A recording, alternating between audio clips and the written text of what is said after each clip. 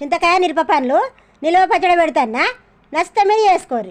కిలోన్నర చింతకాయ ఒకట పొట్టు తీసుకోవాలి. కిలోన్నర చింతకాయకు కిలో అయింది. కిలోకి పావు కిలో ఉప్పు పోసి గిట్ట దంచుకోవాలి. అక్క ముక్క దంచుకొని ఒక డబ్బాలో వేసుకోవాలి. 2 రోజులు ఊరేయాలి. ఇలా మిరప పండ్లు, పావు కిలో ఉప్పు, పావు కిలో ఎల్లిగడ్డలు, చెటాకు జీలకర్ర. మిరప పండ్లు, ఉప్పు, ఎల్లిపాయలు, జీలకర్ర వేసుకుంటూ దంచుకోవాలి. అవి కొన్ని వాయికిన్ని డబ్బాలు ఎత్తుకోవాలి. నేను దంచి పెట్టుకున్న చింతకాయ ఊరింది 2 రోజులు. ఇట్లా నేను చూపించినట్టు గింజలు తీసుకోవాలి.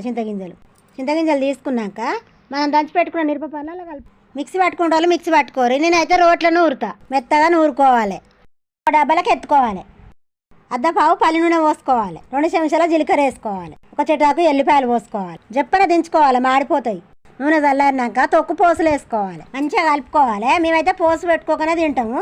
మీకోసమే పోసు పెట్టి చూపిస్తాను. నా వీడియో నచ్చితే నాకు సపోర్ట్ చేయండి. పెద్ద వీడియోలో కూడా పెట్టినా చూడండి.